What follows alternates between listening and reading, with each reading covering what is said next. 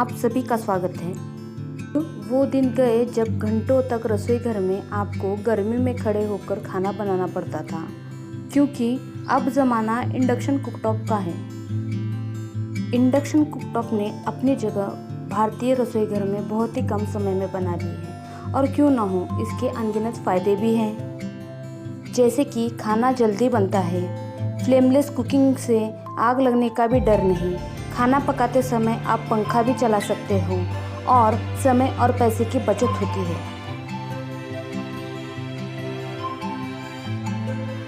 अगर आप भी इंडक्शन कुकटॉप लेने की सोच रहे हैं तो ये वीडियो आपके लिए हेल्पफुल रहेगा।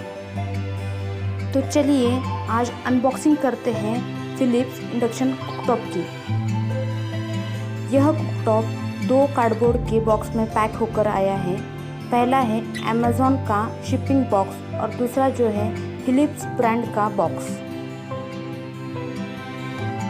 तो चलिए इस बॉक्स को खोलते हैं।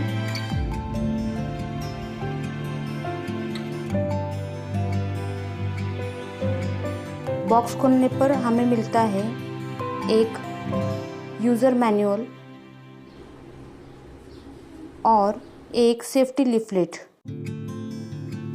और फिलिप्स का इंडक्शन कुकटॉप। पावर कॉर्ड की लंबाई भी ठीक ठाक दी गई है। इंडक्शन का जो लुक है वो बहुत ही मॉडर्न और स्लीक है। आप देख सकते हो कि कुकिंग प्लेट और कंट्रोल पैनल दोनों भी बेहद स्टाइलिश हैं। तो चलिए बात करते हैं इसके पार्ट्स की। ये ब्लैक कलर का जो प्लेट आप देख रहे हो इसे कुकिंग प्लेट कहते हैं, और ये जो सर्कल है इसे कुकिंग जोन कहते हैं। कुकिंग प्लेट के नीचे कंट्रोल पैनल दिया गया है जो कि वाइट सिल्वर टोन में है। पैनल के ऊपर अलग अलग तरह के बटन्स दिए गए हैं। ऑन और ऑफ के लिए button, pressure cook, slow cook, stir fry, gravy, रोटी या फिर डोसा, मैनुअल सिलेक्ट करते हैं तो टेम्परेचर और टाइमर कम या फिर ज़्यादा कर सकते हैं। यहाँ पे स्क्रीन दी गई है, रेसिडुअल हीट इंडिकेटर है और यहाँ से वैट और टेम्परेचर इंडिकेटर दिया गया है। साथ ही पॉज का बटन भी दिया गया है जिससे कि आप कुकिंग को रोक सकते हो। इंडक्शन को बंद करने के बाद भी कुछ समय तक कुकिंग प्लेट और कुकिंग जोन दोनों ही गर्म होते हैं, इसलिए इसे हाथ ना लगाएं। नीचे की ओर पावर कॉर्ड दिया गया है।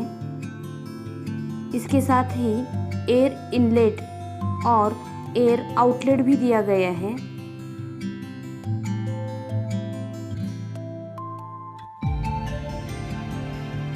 इसे सॉकेट में प्लग इन करते हैं। स्विच ऑन करते ही स्क्रीन ऑन हो जाएगी और पावर इंडिकेटर लाइट जलने लगेगी। ऑन ऑफ का बटन दबाएं। इसके बाद कुकिंग मोड सिलेक्ट करें, जैसे कि प्रेशर कुक, स्लो कुक,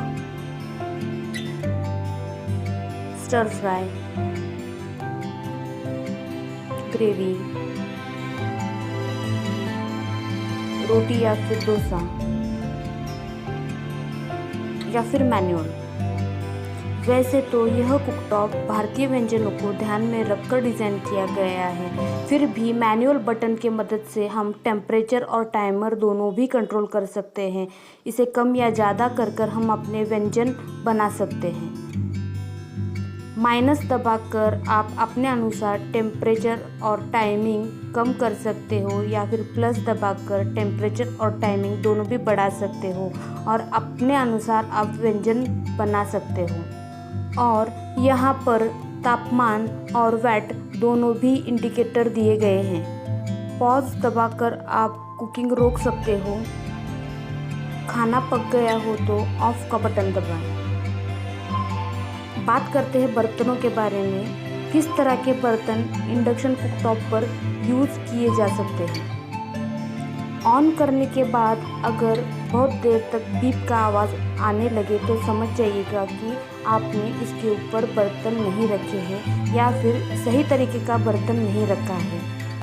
अब इस कढ़ाई को ही देख लीजिए, ये बर्तन इंडक्शन पर रखने के लिए सही नहीं है क्योंकि इसका जो बॉटम है या फिर बेस है ये फ्लैट नहीं है और ये गोलाकार होने की वजह से इंडक्शन के प्लेट के साथ पूरी तरह से कांटेक्ट में नहीं आता है, जिससे कि फिर ये हीट नहीं होगा।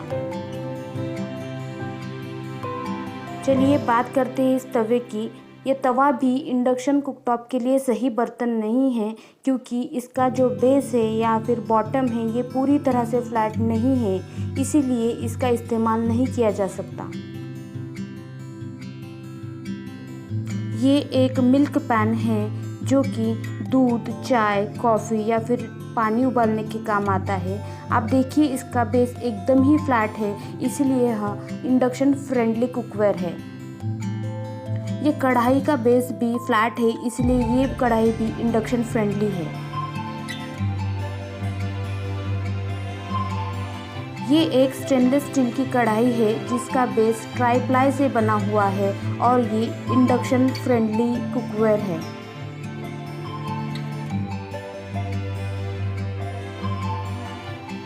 इस कढ़ाई का बॉटम फ्लैट नहीं है, इसलिए यह कढ़ाई इंडक्शन फ्रेंडली नहीं है।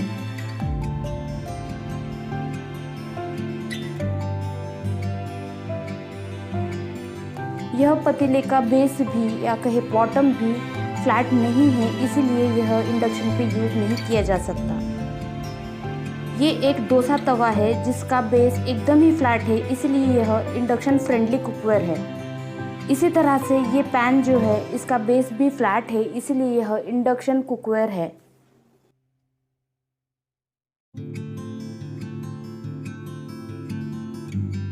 इंडक्शन किस तरह से काम करता है इसके लिए हम एक डेमो देखते हैं।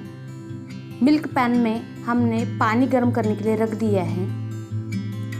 मेन स्विच ऑन करने के बाद ऑन और ऑफ का बटन दबाएं। इसके बाद ग्रेवी का बटन दबाएं। बटन दबाते ही टाइम, टेम्परेचर और वैट सेट हो जाएगा। ग्रेवी का बटन दबाकर जब हम चाय, कॉफ़ी या दूध या पानी उबालते हैं तो डिफ़ॉल्ट टाइम, डिफ़ॉल्ट टेम्परेचर और वैट सेट हो जाता है। जैसे कि आप देख रहे हो तो 45 मिनट्स का टाइम सेट हुआ है, 100 डिग्रीज़ का टेम्परेचर सेट हुआ है और 500 वैट का पावर सेट हुआ है। कुछ ही मिनट में पानी में उबाल आना शुरू हो गया है।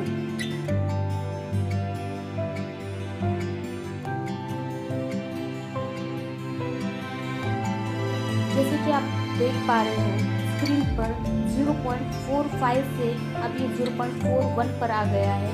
ये जो है डिफ़ॉल्ट टाइम है और यहाँ पे पॉज का बटन दबाकर आप कुकिंग रोक भी सकते हो या फिर आपकी कुकिंग ख़त्म हो गई हो तो ऑफ भी कर सकते हो।